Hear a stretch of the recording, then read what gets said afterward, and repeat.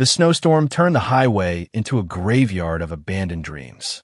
Alana Brooks had 10 days before the bank seized her father's diner, a 10-year-old son to protect, and every reason to turn away the 20 strangers in expensive suits asking for shelter.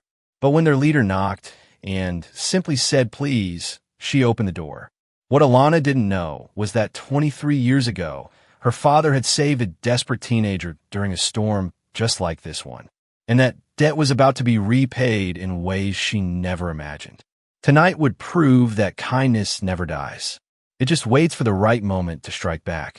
Just before we get back to it, I'd love to know where you're watching from today, and if you're enjoying these stories, make sure you're subscribed. The wind howled like something alive and angry, rattling the windows of the roadside diner until the glass seemed ready to shatter. Alana Brooks stood behind the counter, watching the snow pile higher against the front door. The storm had come faster than the weather reports predicted, turning the rural highway into an impassable white void. Inside the diner, the lights flickered once, twice, then died completely. Darkness swallowed everything.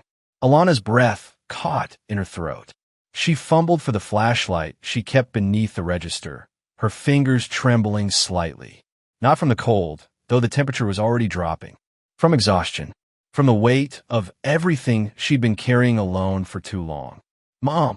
Micah's voice came from the corner booth where he'd been doing homework by the window. "Are we okay?" She forced brightness into her voice. "We're fine, baby. Just a power outage. Storm's messing with the lines." 10 years old, and already he worried too much. Already he looked at her with those thoughtful eyes that saw more than she wanted him to see. She crossed the worn linoleum floor, her shoes squeaking softly, and sat beside him.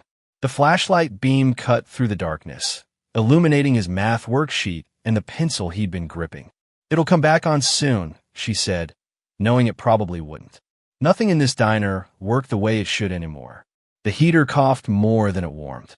The refrigerator made sounds like it was dying. The roof leaked in 3 places she couldn't afford to fix. Her father had built this place with his own hands 40 years ago, and now she was watching it crumble around her. Micah nodded, trusting her completely. That trust felt like a knife sometimes. She hadn't told him about the eviction letter that arrived last Tuesday, or the one before that, or the certified mail from the bank that she'd shoved into the drawer beneath the cash register without opening because she already knew what it said. Foreclosure proceedings. Final notice. 30 days to vacate. Her father had left her this diner when he died 3 years ago. It was supposed to be a gift, a legacy, proof that he'd built something that mattered. Instead, it had become an anchor dragging her down. Business had dried up when they built the new interstate 20 miles east. Travelers didn't come through this stretch of highway anymore. Local customers couldn't keep a place afloat on coffee and pie alone. She tried everything. Early bird specials, weekend brunches, advertising on social media that nobody around here used. Nothing worked. The bills kept coming. The debt kept growing. And her pride kept her from asking anyone for help. Pride was a Brooks family trait. Her father used to say it with a smile, like it was something to be proud of. Now, Alana understood it was just another word for stubborn. The wind screamed louder, and something heavy slammed against the building's side. Micah jumped. "Just the storm," Alana said quietly. Nothing to worry about. But she was worried. The temperature would drop below freezing tonight. They had blankets upstairs in the small apartment above the diner, but without heat, it would be brutal. She'd have to layer everything they owned and hope Micah stayed warm enough. She was calculating how many candles they had left when she saw the lights. Headlights, cutting through the snow like searchlights. Multiple vehicles, moving slowly down the highway toward the diner. Alana stood, pressing her face closer to the window. The glass was ice cold against her skin. "Someone's coming," Micah said, his voice lifting with hope. 3 black SUVs pulled into the parking lot, their headlights illuminating the falling snow in brilliant white columns. They were expensive vehicles, the kind that didn't belong on this forgotten stretch of road, the kind that made Alana's stomach tighten with instinctive wariness. The engines cut off one by one. Doors opened. Men stepped out into the storm, their silhouettes sharp against the swirling white. She counted them. 10. 15, 20, all of them dressed in dark suits and winter coats that looked too fine for this weather. They moved with purpose, scanning the area like they were assessing a threat. Security, she realized. These men were security. Fear prickled along her spine. This wasn't right. Wealthy people didn't show up at failing diners in the middle of nowhere during blizzards. Not unless something was very wrong. One man separated from the group and walked toward the front door. He moved differently than the others, less rigidly, with a kind of quiet confidence that came from actually being in charge instead of just following orders. When he reached the door, he knocked, firm but not aggressive. Alana grabbed Micah's hand. "Stay close to me." She approached the door slowly, the flashlight beam shaking slightly in her grip. Through the frosted glass, she could see the man's outline. Tall, broad shoulders, patient, waiting for her to respond. She cracked the door open just enough to speak. The wind tried to rip it from her hands. The man standing before her was in his 40s, with dark hair touched with gray at the temples and eyes that looked tired but kind. His coat was expensive, tailored perfectly, but snow had already soaked the shoulders. He didn't look threatening. He looked exhausted. "I'm sorry to bother you," he said, his voice deep and surprisingly gentle. "We need shelter, just for tonight." Alana's grip tightened on the door. "This diner's closed." "I understand." He glanced back at his men, then returned his gaze to her. "The storm caught us between towns. Roads are impassable. We just need somewhere warm until morning." Everything in her screamed to say no. Strange men. Too many of them. Too well-dressed, too organized, too wrong for this situation. But the wind was brutal, and even through her fear, she could see they were genuinely stranded. "Please," the man added quietly. "We won't cause trouble. We'll stay in the dining area. We'll leave the moment the road's clear." Micah tugged her sleeve. She looked down at him. "Mom," he whispered, pointing past her. "That man's limping, and that one's shaking really bad." She followed his gaze. One of the men near the SUVs was favoring his left leg heavily, pain evident in the way he held himself. Another was shivering so violently she could see it from here. Her father's voice echoed in her memory. "Nobody gets turned away in a storm, Alana. Not ever." She'd heard him say it 100 times. 1,000. He'd fed travelers who couldn't pay. He'd let stranded families sleep in the booths. He'd given away more free coffee than he'd ever sold. That kindness had been part of why the diner failed, but it had also been who he was. She took a breath and opened the door wider. "Come inside," she said, "but just until the storm passes." Relief crossed the man's face. "Thank you. Truly." He turned and gestured to his team. They moved quickly, efficiently, filing into the diner in groups. They were polite, nodding to her as they passed, wiping snow from their boots before stepping on the floor. Some carried bags. Others held equipment she didn't recognize. The man who'd knocked entered last, closing the door firmly behind him against the howling wind. "I'm Victor," he said, extending his hand. "Victor Hale." She shook it cautiously. His grip was firm but not crushing. "Alana Brooks. This is my son, Micah." Victor looked down at Micah and smiled. "Thank you for sharing your home with us, Micah." Micah nodded shyly, pressing closer to his mother. The men spread throughout the dining area, setting down bags, removing wet coats. Despite their expensive clothes and obvious wealth, they weren't acting entitled. They weren't demanding anything. They moved quietly, respectfully, like guests who understood they were imposing. That surprised her more than anything. Victor surveyed the dark diner, taking in the flickering emergency candles, the cold air, the worn furniture. "Your power's out." "Storm knocked it out about 20 minutes ago," Alana said. One of Victor's men approached the booth, leaning down to speak quietly in his ear.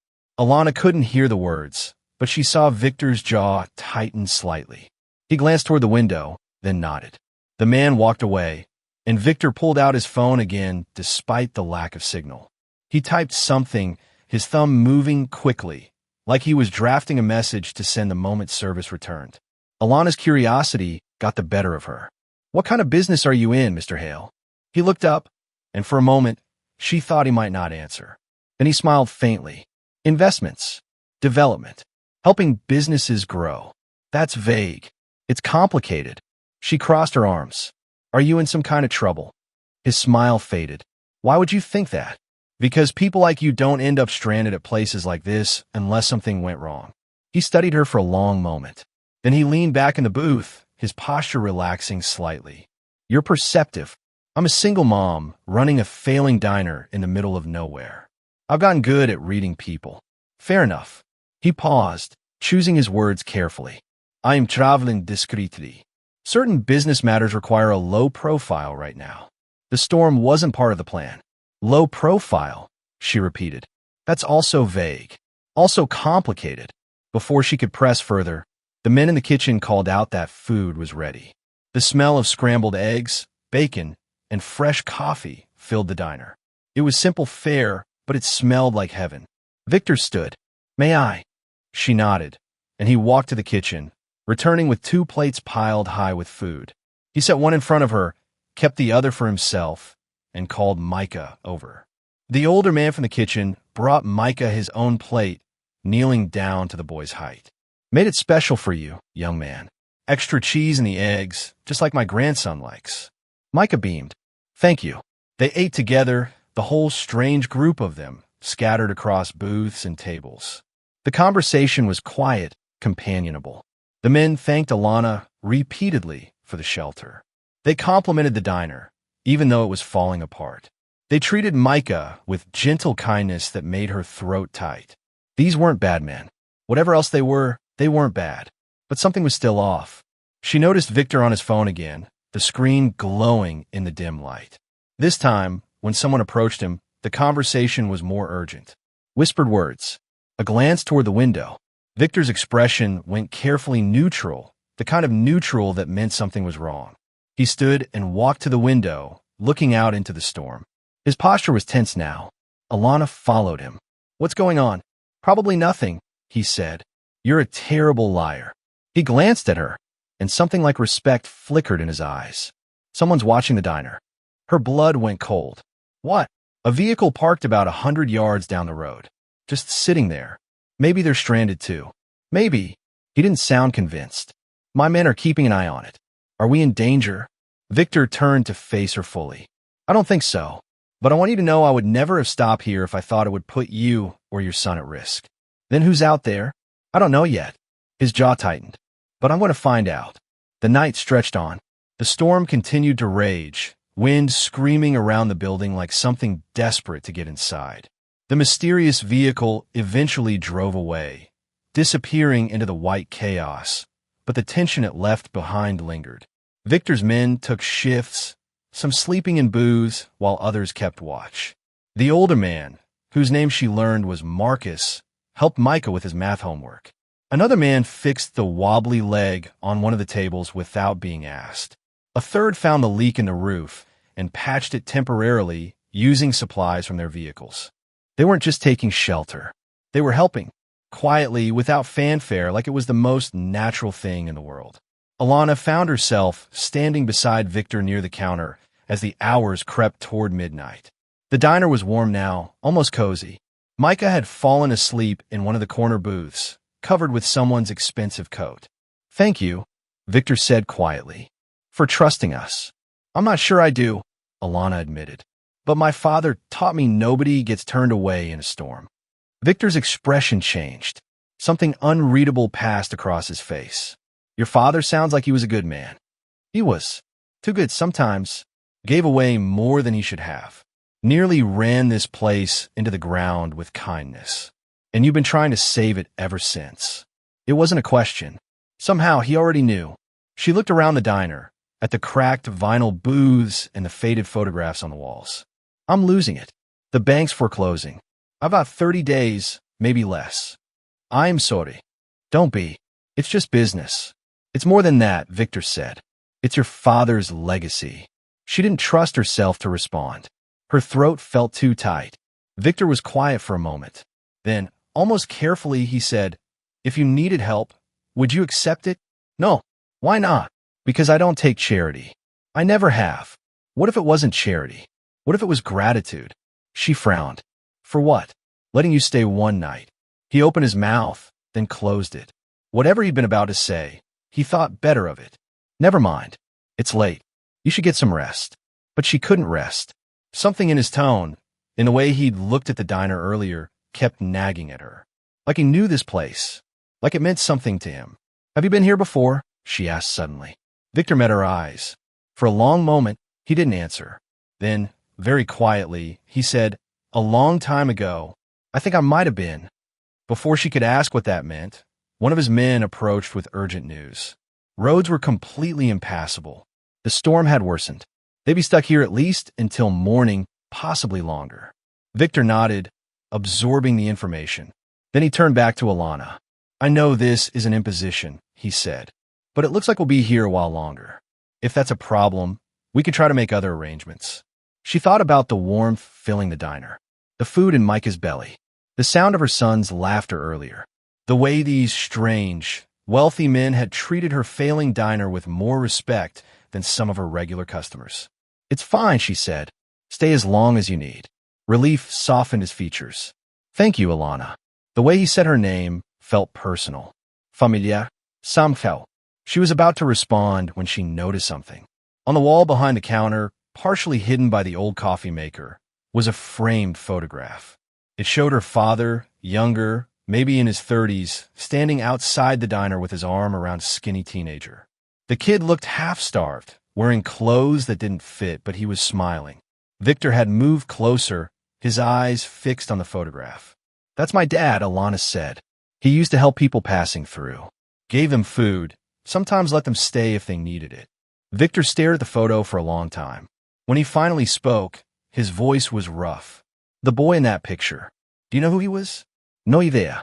Just some kid my dad helped, I guess. There were a lot of them over the years."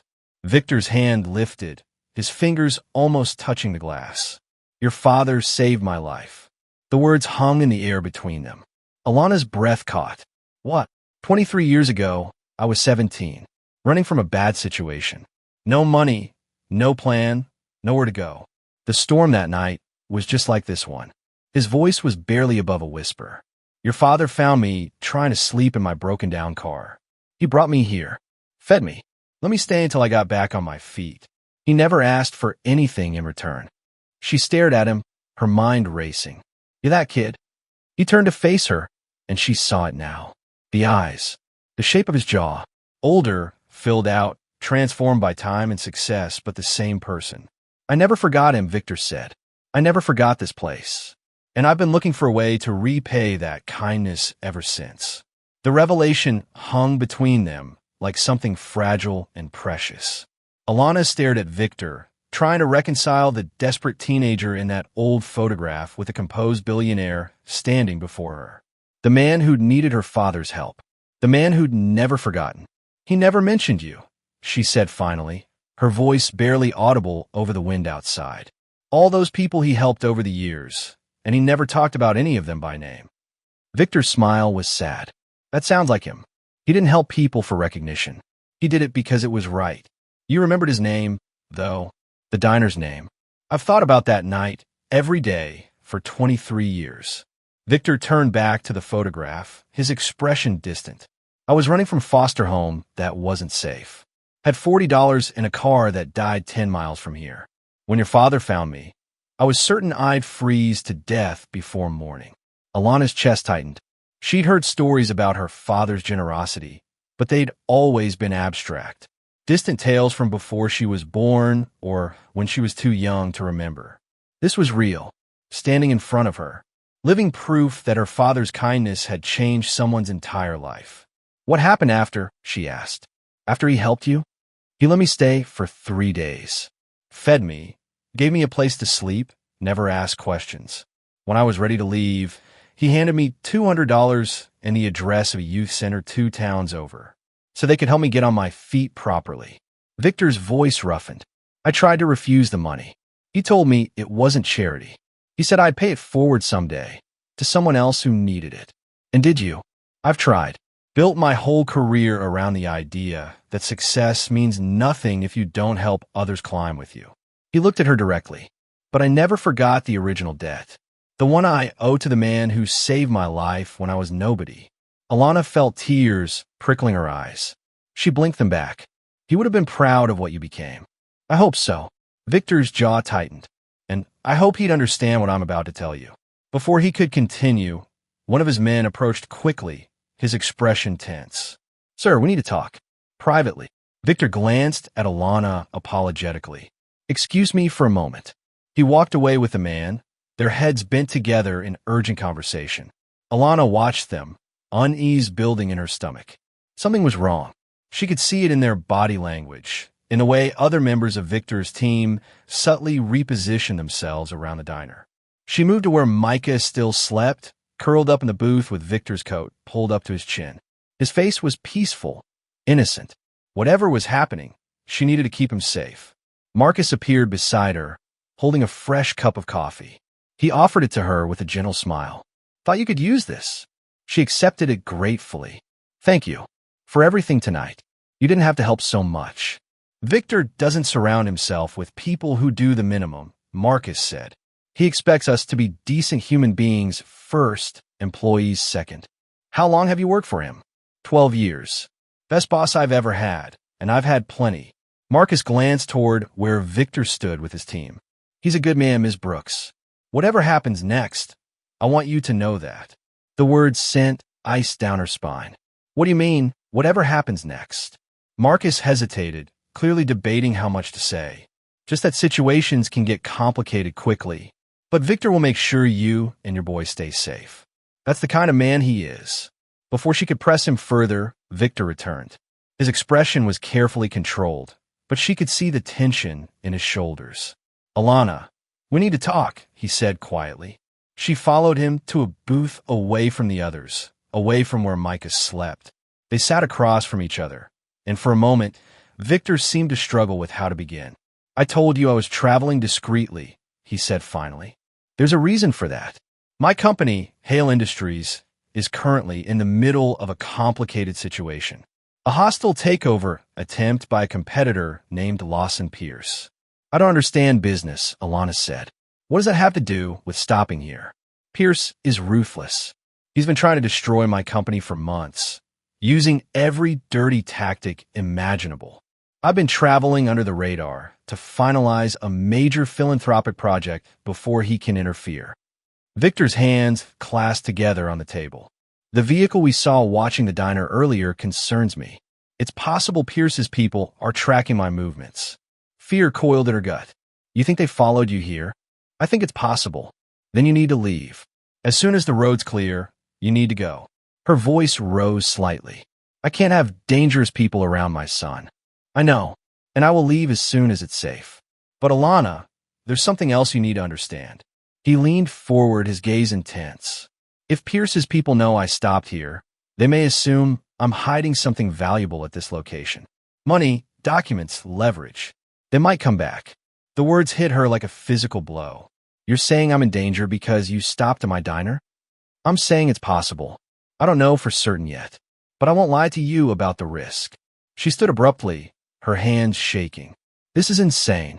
I let you stay because of Storm. Because my father taught me to help people.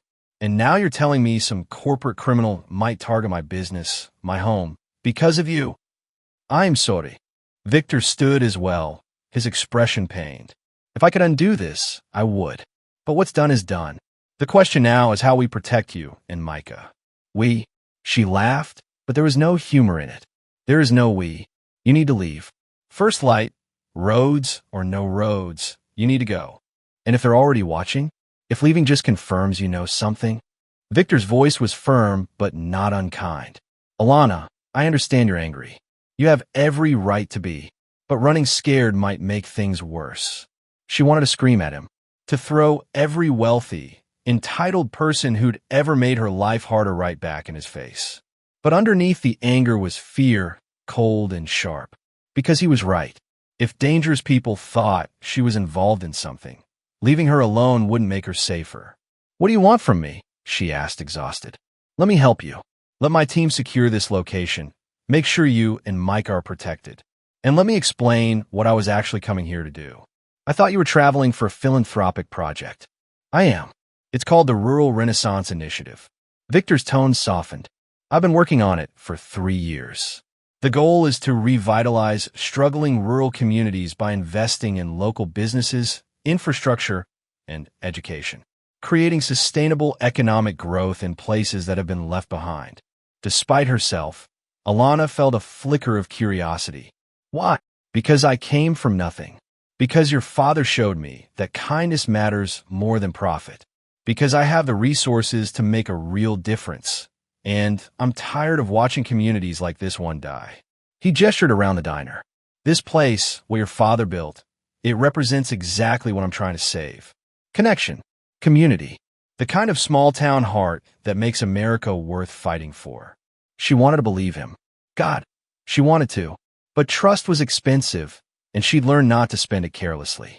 Even if that's true, she said slowly, it doesn't change the danger you've brought to my door. No, it doesn't. But it means I have every reason to keep you safe, not just because I owe your father a debt, but because you're exactly the kind of person I built this initiative to help. A sound from across the diner made them both turn.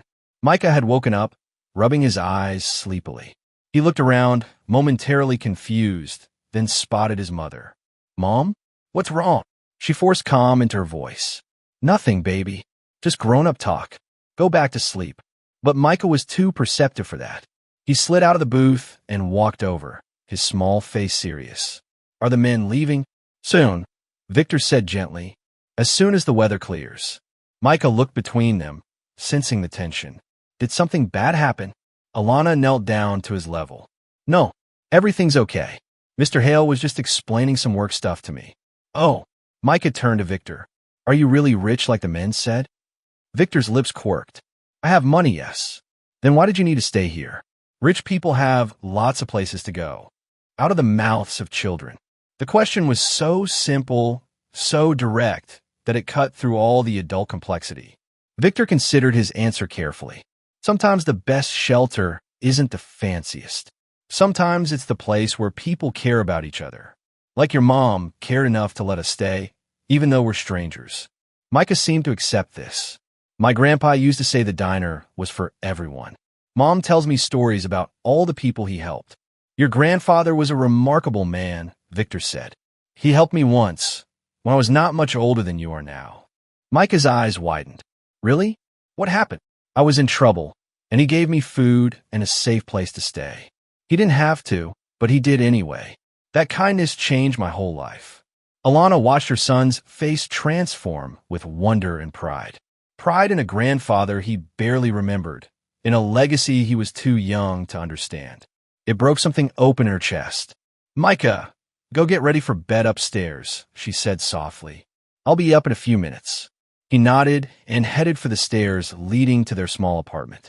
When he was gone, Alana turned back to Victor. Don't make promises you can't keep, she said. Not to him. He's already lost too much. I won't, Victor promised.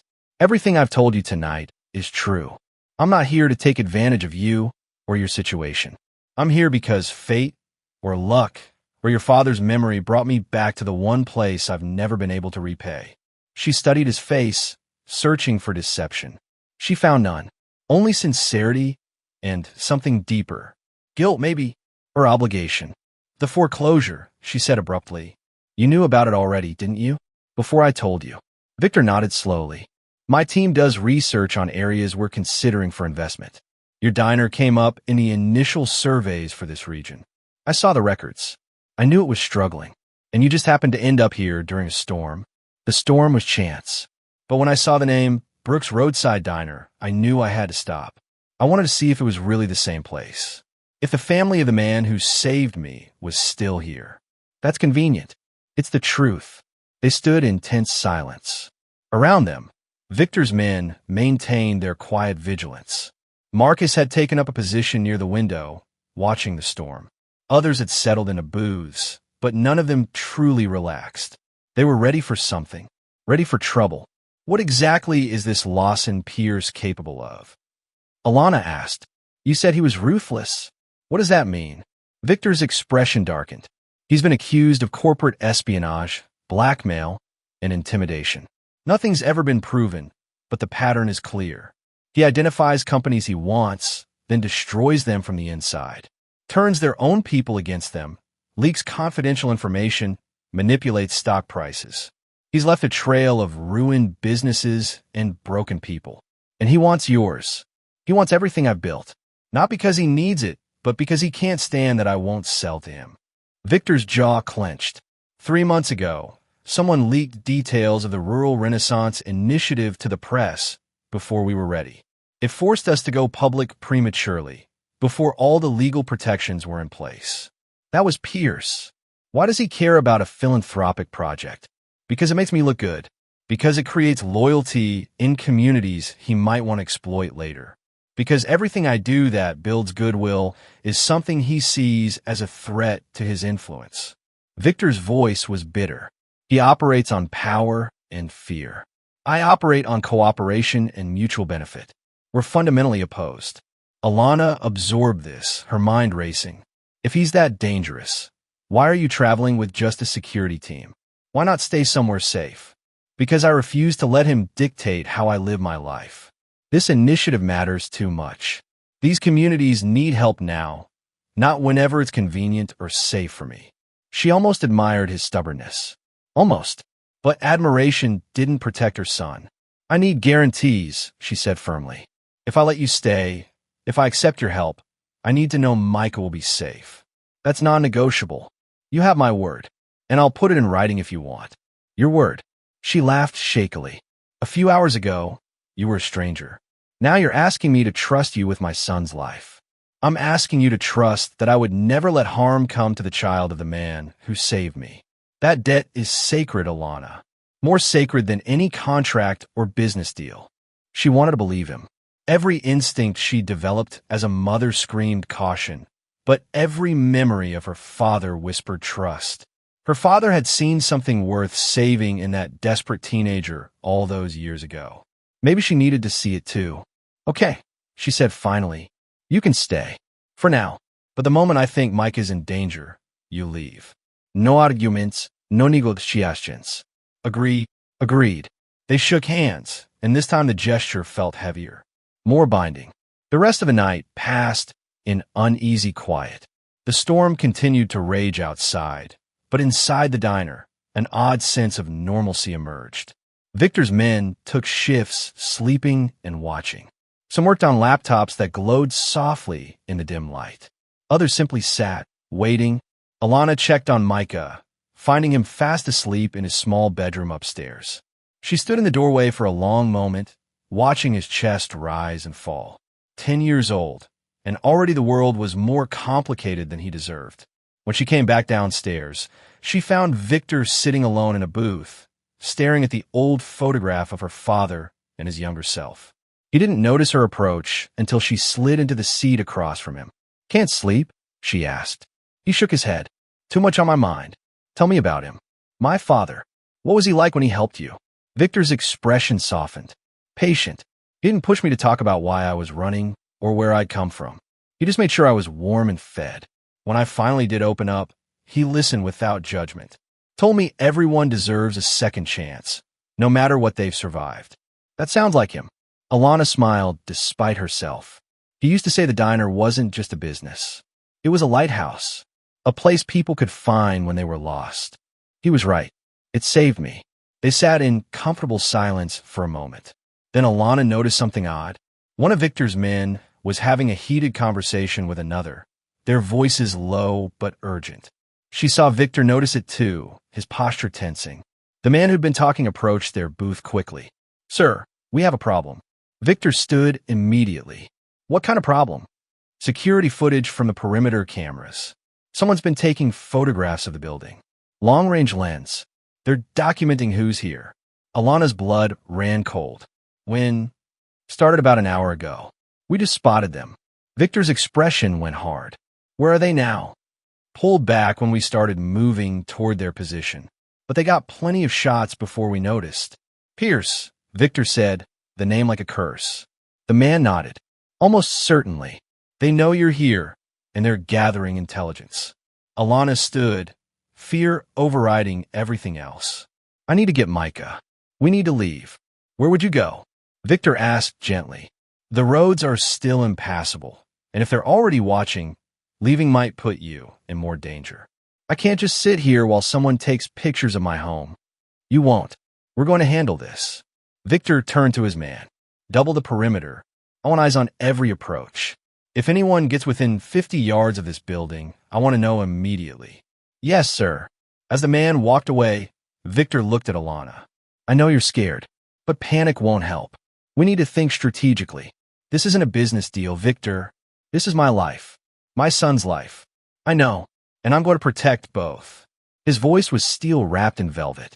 Pierce wants to pressure me. He thinks if he threatens you, I'll back down from the initiative or the takeover fight. He's wrong. You don't know that I'm safe. No, he admitted. I don't. But I know I'm not leaving you unprotected. The night stretched toward dawn. The storm began to ease slightly, though the roads remained treacherous. Alana tried to rest, but couldn't. Every sound made her jump. Every shadow seemed threatening. Around 4 a.m, Marcus brought her hot tea and sat down beside her. You're going to exhaust yourself, Ms. Brooks. I can't stop thinking about those photographs. What they mean someone's interested in Victor's movements. But that's not new. He's been dealing with Pierce's surveillance for months. But now I'm part of it. Micah's part of it. Marcus was quiet for a moment. Victor told you about your father? Yes. Then you understand this isn't just business for him. It's personal. He won't let anything happen to you or your boy. Not after what your father did for him. One good deed 23 years ago doesn't obligate him to risk everything now. You're right. It doesn't obligate him. Marcus smiled. He does it anyway because that's who he is. Your father saw that in him all those years ago. Saw the potential. And Victor spent his whole life trying to live up to that faith. The words settled something in her chest. Not peace exactly, but understanding. As dawn broke gray and cold, the storm finally began to clear. Visibility improved. The wind died down. Victor's men confirmed the roads were still dangerous, but potentially passable within hours. Victor found Alana in the kitchen, where she'd started making coffee for everyone. He looked as exhausted as she felt. I've made a decision, he said without preamble. My team and I are going to leave as soon as the roads are clear, but I'm leaving a security detail behind. For men, rotating shifts. They'll stay until we're certain there's no threat to you or Micah. I can't afford security. You're not paying for it. I am. Victor, I can't accept that. You can, and you will. This isn't up for debate, Alana. I brought this danger to your door, and I'm going to make sure you're protected until it passes. She wanted to argue, wanted to throw her pride in his face and refuse his help. But fear for Micah overrode everything else. Fine, she said quietly, but just until things settle down. Agreed. He hesitated, then added, there's something else. The foreclosure. I want to help with that too. No, Alana, please listen. I'm not offering charity. I'm offering an investment. Your diner is exactly the kind of community anchor the Rural Renaissance Initiative was designed to support. Let me make this the pilot program. Let me show other communities what's possible when we invest in local heritage instead of letting it die. You're using my father's memory to manipulate me. I'm honoring your father's memory by helping his daughter save what he built. Victor's voice was passionate now, urgent. This diner matters, Alana. Not just to you, but to everyone who's ever stopped here and found kindness. Your father understood that places like this are the heart of America. I'm just asking for the chance to keep that heart beating. She stared at him, emotions warring inside her. Pride, fear, hope, desperation. I need to think about it, she said finally. That's all I'm asking. Think about it. Consider what your father would want. And remember that accepting help isn't weakness. It's wisdom. Before she could respond, one of his men burst through the kitchen door. Sir, we have a situation. There's been a break-in attempt. Someone tried the back entrance. Victor's expression went cold. Just now. We stopped them before they got inside, but they ran before we could identify them. Alana's knees went weak. Someone had tried to get into her diner, into her home, where Micah was sleeping. Victor turned to her, his eyes blazing. This isn't just business anymore. Someone wants me ruined, and you're caught in the middle. I'm not leaving until I know you're safe. Until I know he can't touch you or your son. She nodded, unable to speak past the fear in her throat. Get Micah, Victor said quietly. Keep him close today. Don't let him out of your sight. Okay. As she headed for the stairs, Victor called after her. Alana? I meant what I said. I won't let anything happen to you. That's a promise. She looked back at him, this stranger who wasn't a stranger, this billionaire with a debt to a dead man and a determination that bordered on obsession. I hope you can keep it, she whispered. Then she went to wake her son, wondering what kind of world they'd woken up to and whether they'd ever feel safe again. The morning light filtered through the diner windows, weak and gray. The storm had passed, but the danger remained. And somewhere out there, in the clearing snow, someone was watching, waiting, planning. The morning after the break-in attempt, Alana stood at the diner's front window, watching Micah play in the snow under Marcus's careful supervision. For a Victor's security team had remained, just as promised. The others had left with Victor at dawn, their black SUVs disappearing into the gray winter landscape. But Victor himself had stayed. He made calls, rearranged meetings, and quietly set up a temporary office in the corner booth. She should have felt grateful. Instead, she felt trapped. The sound of tires crunching on snow made her turn. A police cruiser pulled into the parking lot, moving slowly. Two officers emerged, their expressions neutral but alert. Alana's stomach tightened. She met them at the door before they could knock. Officers, can I help you? The older one, a heavy-set man with a gray mustache, nodded politely. Morning, Ms. Brooks. I am Sheriff Dalton. This is Deputy Lewis. We received some calls about suspicious activity at your establishment. Mind if we come in and ask a few questions? Her mouth went dry. Of course. They entered, and she saw their eyes sweep the diner, taking in everything. The expensive equipment Victor's team had left behind. The security monitors discreetly positioned near the counter. The men sitting at various tables, all of them clearly more than ordinary customers.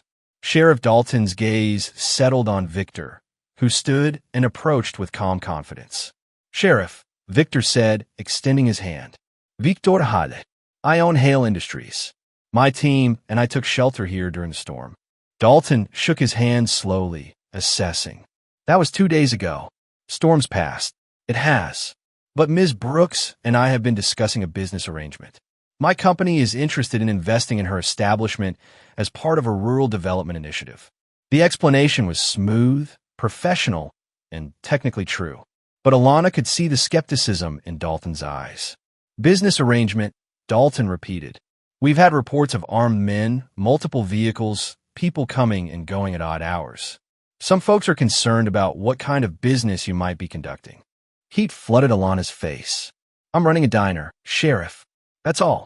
Mr. Hale and his team needed shelter. I provided it. There's nothing illegal happening here. Nobody said there was, Ms. Brooks.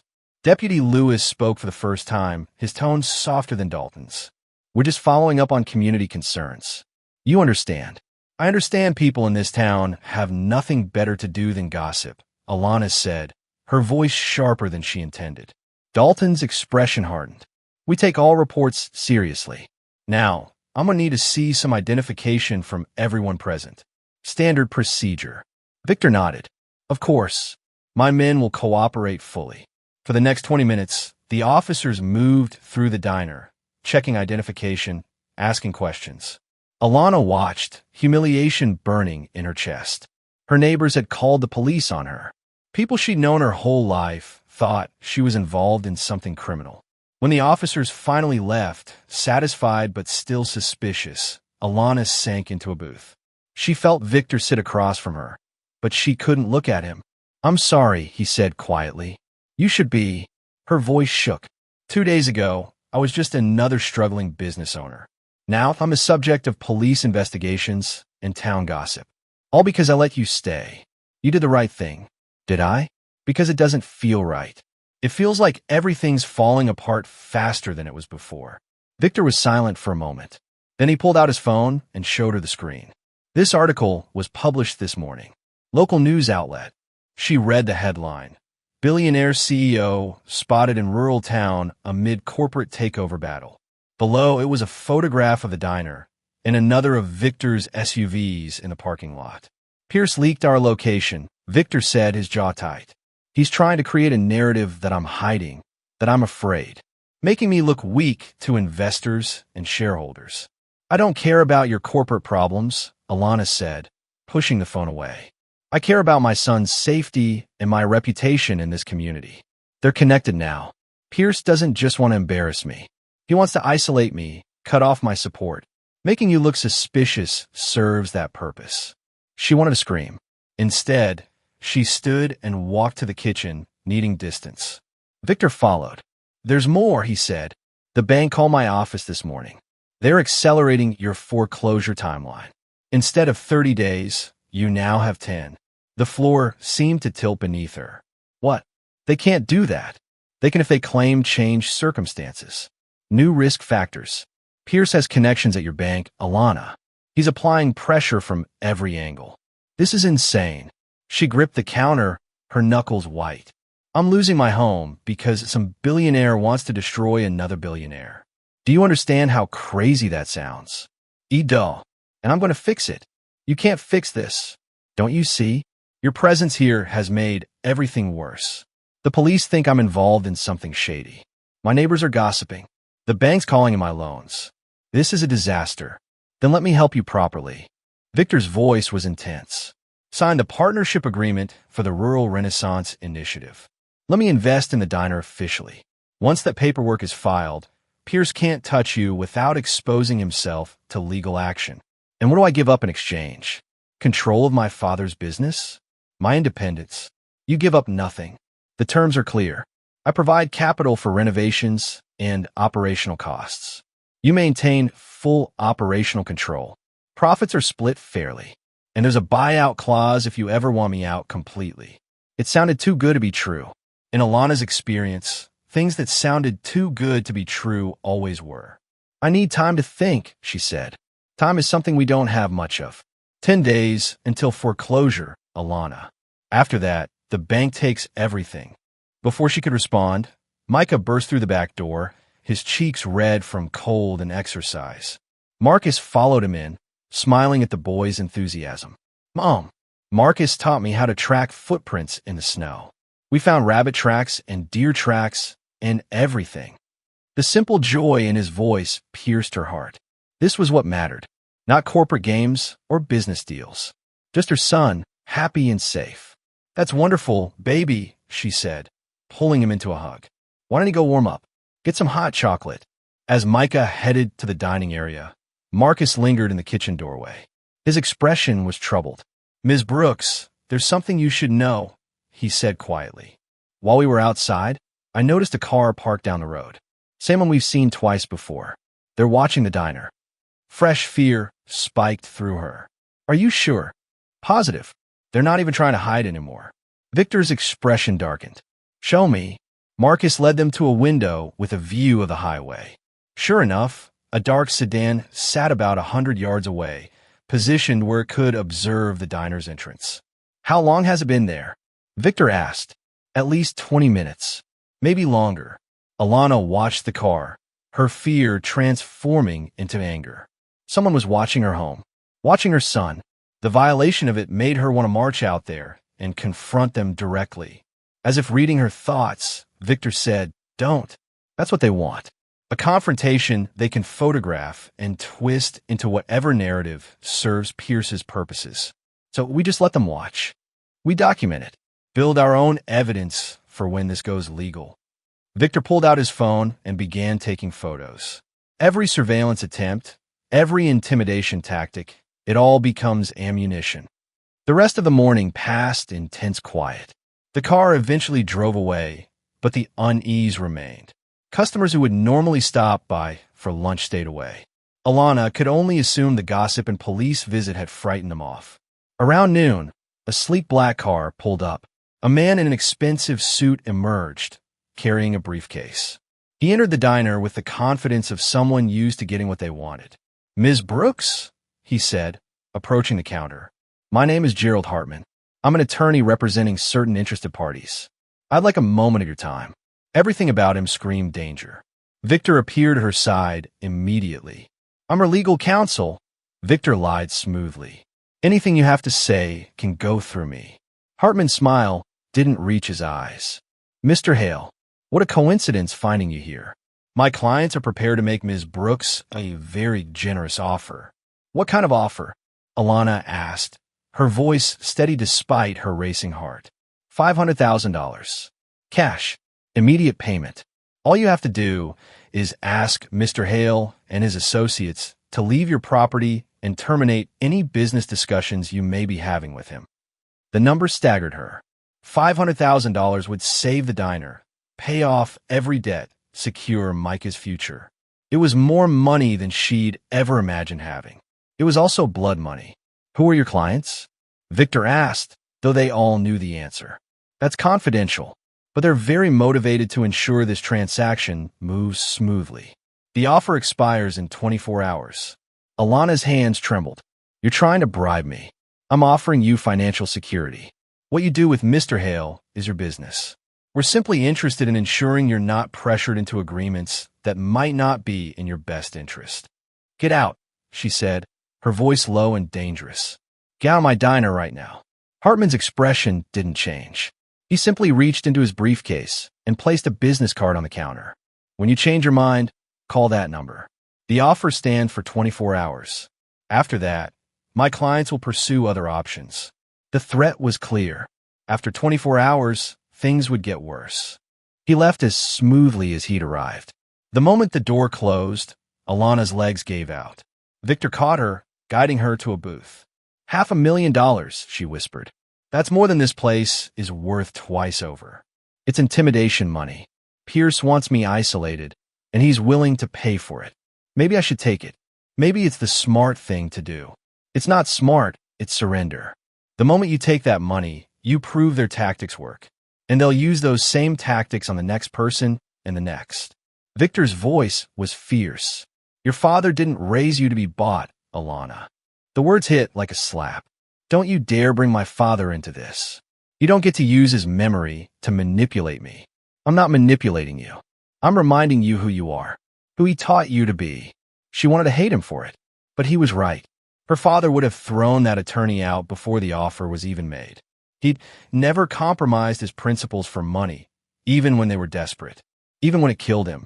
That evening, after Micah was asleep, Alana found herself going through old boxes in the storage room.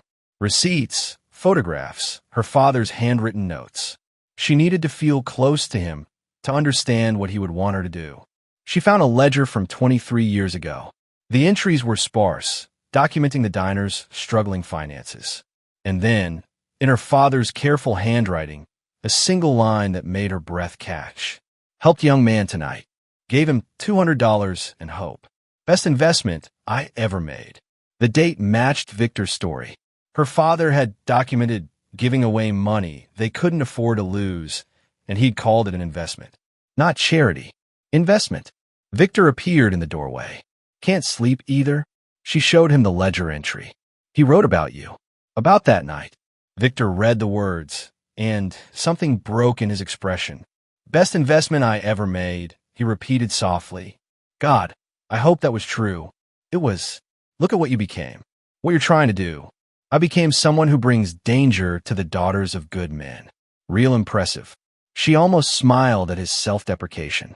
You also became someone who keeps his promises, who tries to help communities that everyone else forgot. That's not nothing. They sat together in the storage room, surrounded by decades of memories and dust. It felt like sitting in the heart of something larger than themselves. Legacy, purpose, the weight of choices that echoed across time. There's something I haven't told you, Victor said quietly. About Pierce, about why he really wants to destroy me. Tell me now. 5 years ago, Pierce tried to buy one of my companies, a manufacturing plant in a small town in Ohio. I refused because selling meant closing the plant and moving operations overseas. 2,000 jobs would have vanished overnight. Let me guess. He didn't take the rejection well. He destroyed the town's economy anyway. Used his influence to redirect contracts, pressure suppliers, undermine local businesses. Within a year, the plant closed despite my efforts. The town died, and Pierce bought the land for pennies on the dollar.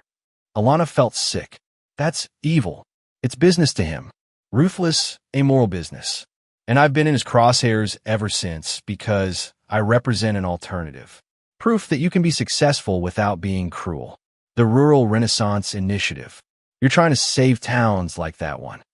I'm trying to prevent what happened in Ohio from happening anywhere else. The diner, your community, they're exactly what I'm fighting for. And Pierce knows it. That's why he's targeting you. Because helping you proves my model works. The pieces click together. This wasn't just about corporate rivalry. It was about two fundamentally different visions of how business should operate. Victor saw communities as partners. Pierce saw them as resources to exploit. I need to tell you something too, Alana said, about why I'm so resistant to help. You don't have to. Ido. She took a breath. My father died of a heart attack 3 years ago, but it wasn't random. He'd been under incredible stress, working himself to exhaustion, trying to keep the diner afloat. He took out loans he couldn't repay, made promises to suppliers he couldn't keep. He died owing money to half the town. Alana, I'm so sorry. I spent the first year after his death just paying off his debts, apologizing to people, trying to salvage his reputation. And I swore I'd never let myself get into that position, that I'd handle everything myself, without help, without depending on anyone else's charity or pity. That's not pride. That's survival. It's both. And it's why accepting your help feels like failing him, like admitting I can't do what he did. Victor reached across the small space and took her hand. The gesture was gentle, not romantic, just human connection. Your father built something beautiful, but he also taught you that helping people matters more than maintaining appearances. Right now, letting me help you isn't weakness. It's allowing his legacy to continue in a new form. Tears stung her eyes. I am scared of trusting you, of making the wrong choice, of what happens to Micah if I fail. I'm scared too, of letting you down, of proving Pierce right, that money corrupts everything it touches. But I think we can be scared together and still do the right thing. She wiped her eyes roughly. The partnership agreement. I want to see the actual terms. Every clause, every detail. Hope flickered across his face. I'll have my lawyers send it tonight, and I want my own lawyer to review it. Someone independent, not connected to you or Pierce. Absolutely. I'll pay for the consultation. No, I'll pay. This is my decision. I need to make it with my own resources. He nodded, respecting the boundary. Fair enough. They sat in silence for a while longer, the weight of everything pressing down on them. Then Victor's phone buzzed. He checked it, and his expression shifted from thoughtful to alarmed. What is it? Alana asked. My head of security. Someone just sent an email to our corporate office. Photos of Micah, from outside his school. The world tilted. What? Victor showed her the phone. The images were clear, taken from a distance with a telephoto lens. Micah leaving school. Micah at the playground. Micah getting into Alana's car. The message was simple. Interesting family you're protecting, Mr. Hale. Would be a shame if something disrupted their routine. Alana couldn't breathe. Her vision tunneled. Someone had photographed her baby, had watched him at school, had documented his movements, had threatened him. I'm going to kill them, she whispered. Whoever did this, I'm going to kill them. We're going to the police, Victor said, his voice hard as iron. Right now, this crosses every line. This is witness intimidation at minimum, possibly criminal harassment. Will they even believe us? After this morning, Dalton already thinks we're suspicious. They'll believe evidence. Photo, timestamp, threatening message. This isn't gossip or innuendo. This is a crime. Marcus appeared in the doorway, having heard the commotion. What happened? Victor explained quickly. Marcus's expression went cold and dangerous. I'll get the team mobilized. Full protection detail on the boy, effective immediately. No one goes near Micah without clearance, Victor ordered. School, home, everywhere. I want eyes on him 24/7. Alana felt like she was watching everything from outside her body. Her worst fear had materialized. Her choice to help Victor had put Micah directly in danger. This is my fault, she said numbly. I should have made you leave. Should have taken the money. Should have protected him better. This is Pierce's fault, Victor said fiercely. And we're going to make sure he pays for it. But first, we're getting Micah somewhere safe. Where? We're as safe when these people can get to him at school. I own a property 2 hours from here. Gated, secure, completely private. We can have Micah there with full security in 90 minutes. I'm not sending my son away. Then you both go. Stay there until this is resolved. The offer was tempting. So tempting. But running felt like losing. Like letting Pierce win. Before she could respond, another message came through on Victor's phone. This one was longer, more detailed. Victor read it, and she watched the color drain from his face. What? She demanded. What now? One of my executives. Someone I trusted. He's been feeding information to Pierce. Location updates, security protocols, travel plans. Everything. Who? David Chun. My chief financial officer. He's been with me for 8 years. Victor looked gutted. Pierce must have gotten to him somehow. Money, blackmail, something. How do you know it's him? My security team tracked the leak. The photos of Micah were sent from an IP address that traces back to David's home network. Betrayal upon betrayal. Alana felt like she was drowning in it. What are you going to do? She asked. Confront him. Find out why. Then make sure he can't hurt anyone else. Will that stop Pierce? No, but it'll slow him down. Give us time to build a legal case. Victor's jaw clenched, and it'll show him that I'm not backing down. That threatening children only makes me fight harder. Through the storage room window, Alana could see the first light of dawn breaking gray and cold. Another day in this nightmare. Another day of fear and uncertainty. But also another day of fighting back. I'll sign the partnership agreement, she said suddenly. Not because I'm giving up or giving in, but because my father taught me that the right fight is worth having. In protecting this diner, protecting what it represents, that's the right fight. Victor looked at her with something like awe. Are you sure? No, but I'm doing it anyway. Because running didn't save my father, and it won't save me. The only way through is forward. Then we go forward together. She stood, exhaustion and determination mixing in her bones. I need to check on Micah. Make sure he's still sleeping. And then I need coffee. Lots of coffee. I'll make it, Victor said. You go be with your son. She climbed the stairs to the small apartment, her legs heavy. Micah's room was dark and peaceful. She stood in the doorway, watching him sleep, her heart breaking and rebuilding with every breath he took. Someone had threatened her child.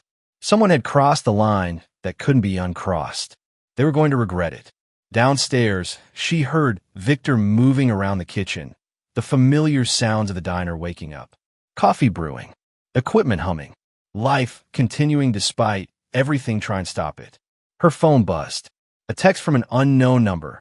Offer expires in 18 hours. Choose wisely. She deleted it without responding. She'd already chosen. Now came the hard part. Fighting for it. The confrontation with David Chun happened at dawn. Victor had arranged for his former CFO to meet at the diner under the pretense of discussing quarterly projections. Alana watched from the kitchen as David arrived, looking nervous and exhausted. He was younger than she'd expected, maybe early 40s, with the kind of polished appearance that came from years in corporate environments. Victor met him at the door. His expression was unreadable. David, thank you for coming. Of course, though I'm surprised you wanted to meet here instead of the office. David's eyes darted around the diner, taking in the security presence. What's going on? Let's sit. Victor gestured to a booth. Once they were seated, he pulled out his phone and placed it on the table between them. I'm going to ask you a question, and I need you to be honest with me. Can you do that? Something in Victor's tone made David pale. Victor, I don't know what you've heard, but how much did Pierce pay you? The question hung in the air like a blade. David's face crumpled. For a moment, Alana thought he might try to lie to bluster his way through. Instead, he buried his face in his hands. God, I know everything. The location leaks, the travel schedule updates, the photographs of a 10-year-old boy. Victor's voice was hard as stone. What I don't know is why. You've been with me for 8 years, David. I trusted you. I made you wealthy. So tell me why you betrayed that. David's shoulders shook. We finally looked up. Tears streaked his face. My daughter. Pierce found out about my daughter.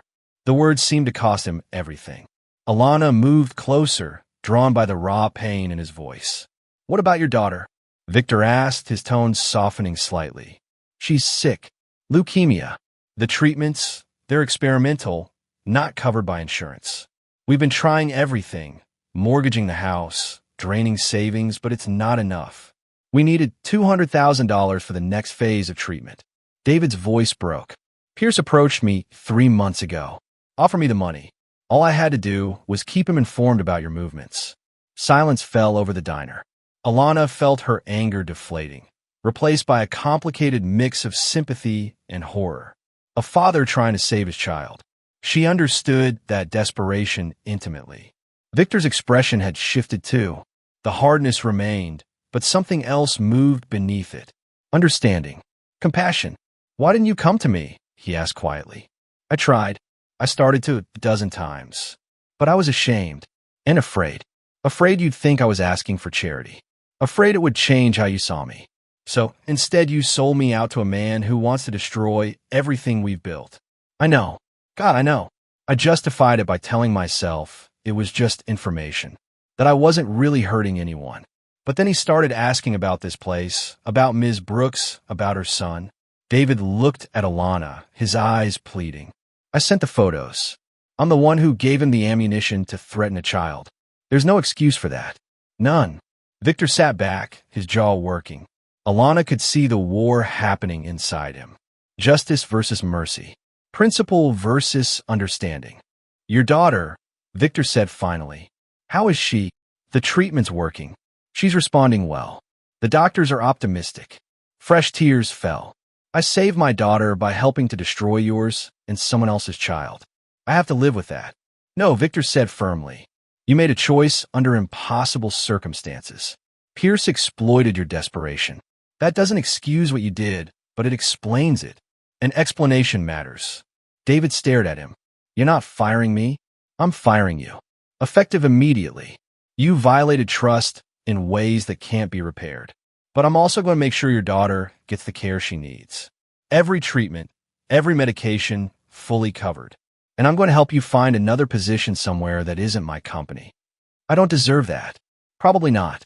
But your daughter deserves a father who doesn't have to choose between her life and his integrity. And I refuse to let Pierce turn me into someone who punishes desperate parents. Alana watched this exchange with something like awe. Victor had every right to destroy David, to prosecute him, to make an example of him. Instead, he was choosing mercy, the kind of mercy her father would have chosen. There's one more thing I need from you, Victor continued. A full written statement detailing everything Pierce asked you to do. Every piece of information you provided, every tactic he employed. We're building a legal case against him, and your testimony will be crucial. David nodded eagerly. Anything. I'll testify, I'll give depositions, whatever you need. I owe you that much at least. You owe me nothing, but you owe it to yourself to make this right. Victor stood. Marcus will take your statement. Be thorough. Leave nothing out. As David was led away by Marcus, Alana approached Victor. That was incredibly kind of you. It was practical. An enemy I destroy becomes a martyr for Pierce to exploit. A former employee I help becomes a witness for our side. It was still kind. Victor's expression softened. Your father showed me that mercy can be strength. I'm just following his example. The morning brought more developments. The local newspaper, a small weekly publication that barely stayed afloat, ran a front-page story. But this time, the narrative had shifted. The headline read, Billionaire's Rural Investment Initiative Targets Local Diner for Revitalization. The article was surprisingly balanced, explaining Victor's Rural Renaissance Initiative, his history with the diner, and the potential economic benefits for the community. It quoted several business owners who supported the plan and noted the jobs it could create. How did this happen? Alana asked, reading over Victor's shoulder. I called the editor yesterday, gave her the full story on the record. Sometimes the truth is the best weapon. The response was immediate. Customers who'd been avoiding the diner started trickling back. Some came out of curiosity, others out of support. By noon, the place was busier than it had been in months. Mrs. Patterson, who ran the general store down the road, stopped by for coffee. She'd known Alana her whole life, had known her father even longer. I'm sorry I doubted you, honey, she said, her weathered face apologetic. That police visit got everyone talking, but I should have known better. Your daddy raised you right. It's okay, Mrs. Patterson. It did look suspicious. Still, community's supposed to stick together, especially when outsiders come poking around. She glanced at Victor, who was working on his laptop in the corner booth. Though I suppose that one's not exactly an outsider, is he?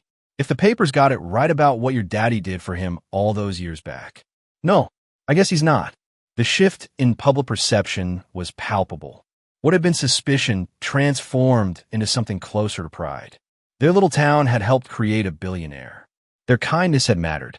It was a story people wanted to believe. By afternoon, Sheriff Dalton returned. His demeanor was markedly different from his previous visit. Ms. Brooks, Mr. Hale, I owe you both an apology. We received evidence about the surveillance and harassment.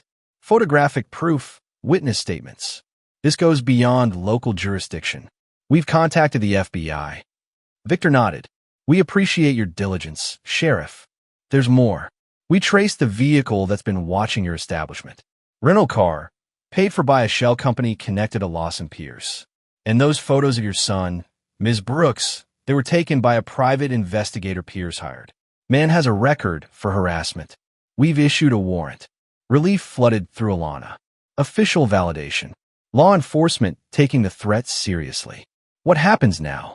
FBI will handle the federal investigation. Corporate espionage, witness intimidation, possibly racketeering if they can connect enough dots. Pierce has made a lot of enemies. This might be the case that finally brings him down. After Dalton left, Alana found herself standing at the window, watching Micah play outside under Marcus's supervision. Her son looked happy, unburdened by the adult chaos swirling around him. That innocence was worth protecting at any cost. Penny, for your thoughts. Victor appeared beside her. I was thinking about what comes next. After all this settles. Assuming it settles. It will. Pierce is desperate now. Desperate people make mistakes. He's already made several. And the diner? The partnership? Is that offer still real?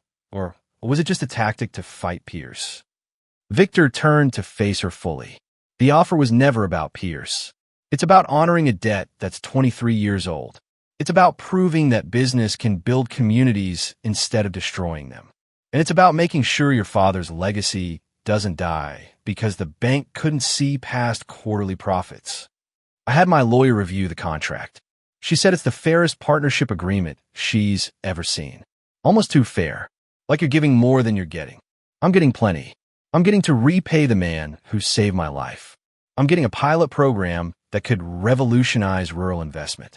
And I'm getting to work with someone who reminds me why any of this matters in the first place. Heat crept up Alana's neck. That's a lot of pressure to put on a failing diner and a single mom. You're not failing. You're surviving impossible circumstances with grace and strength. There's a difference. Before she could respond, Marcus hurried inside, his expression urgent. Victor, we've got a problem. There's a crowd forming at the edge of the property. Maybe 40, 50 people. Some have signs. Alana's stomach dropped. What kind of signs? They went to the window. Sure enough, a group had gathered on the road. But as Alana read the signs, relief washed over her. They weren't protesters. They were supporters. Save Brooks Diner. Community over corporations. Thank you, Victor Hale. We remember kindness.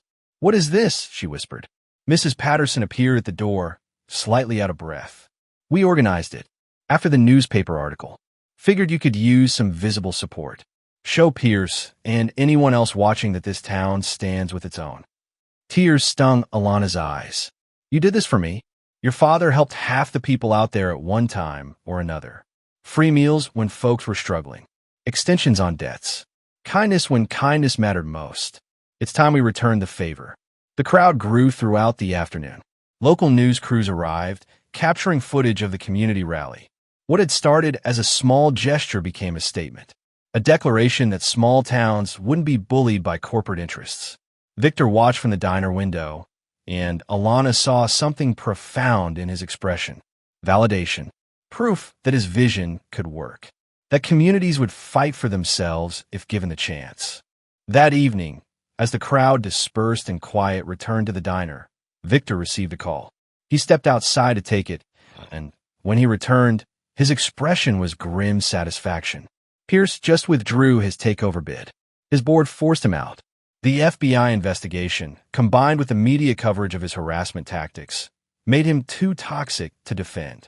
It's over. Alana could barely believe it. The immediate threat, yes. He'll face legal consequences. My company is safe. And more importantly, you and Micah are safe. The weight that had been pressing on her chest for days suddenly lifted. She sat down hard in the nearest booth, feeling lightheaded. I can't believe it. After everything, it's just over. Not over. Transformed. This was never just about stopping Pierce. It was about proving a better way exists. Over the next week, things moved quickly. The partnership agreement was finalized and filed. The bank, facing public pressure and FBI scrutiny of their accelerated foreclosure tactics, reversed their decision and extended Alana's timeline indefinitely. Renovation plans began. Architects and contractors arrived to assess the diner's needs. But Victor insisted on one thing. The renovations would preserve the diner's character. No corporate rebranding. No modernization that erased its history. Just careful restoration of what made it special in the first place. Your father built something that mattered, Victor explained as they reviewed plans. We're not replacing it. We're honoring it. The first major change was a new sign being installed. It still read Brooks Roadside Diner, but beneath it, in smaller letters, a Rural Renaissance Initiative pilot program. Micah watched the installation with wide eyes. Does this mean we get to stay, Mom? Alana pulled him close. Yeah, baby. We get to stay. And Mr. Hale's going to help us? He is. Him and a lot of other people who care about this place. Grandpa would be happy, right? The question pierced her heart. Yes, sweetheart. He'd be very happy. The formal reopening happened on a Saturday morning 3 weeks after the storm that had started everything. The parking lot was full, not just with locals, but with reporters, business owners from other towns, even a few politicians curious about the Rural Renaissance Initiative. Inside, the diner gleamed. New equipment in the kitchen, refinished booths, fresh paint on the walls. But the bones remained the same. The counter where her father had served thousands of meals. The corner booth where Victor had slept as a desperate teenager. The photographs documenting decades of community connection. Victor stood beside Alana as she addressed the crowd. Her hand shook, but her voice stayed steady. My father built this diner 40 years ago on a simple principle. Everyone deserves kindness, especially when they're struggling. He helped people not because it was profitable, but because it was right. I almost lost this place trying to maintain that principle in a world that doesn't always value it. But I learned something important. Kindness isn't weakness. It's an investment. And investments, real investments in people and communities, they pay dividends you can't measure in dollars. She glanced at Victor. 23 years ago, my father helped a stranger. He gave him food, shelter, and hope when he had nothing else to give. That stranger became a man who came back to return the favor. Not because he had to, but because he understood what my father knew. That we're all connected. That lifting each other up isn't charity. It's humanity. The crowd applauded. Alana saw Mrs. Patterson wiping tears. Saw Micah beaming with pride. Saw Sheriff Dalton nodding approvingly. Victor stepped forward to speak. I won't take much of your time. I just want to say that what's happening here is bigger than one diner or one partnership. It's proof that we can build economic strength without sacrificing community values. That we can grow without losing what makes a place special. Brooks Diner is the first of what I hope will be many rural Renaissance projects. And I'm grateful to Alana Brooks for trusting me to be part of her father's legacy. More applause. Then the crowd began filing inside for the complimentary breakfast Alana had prepared.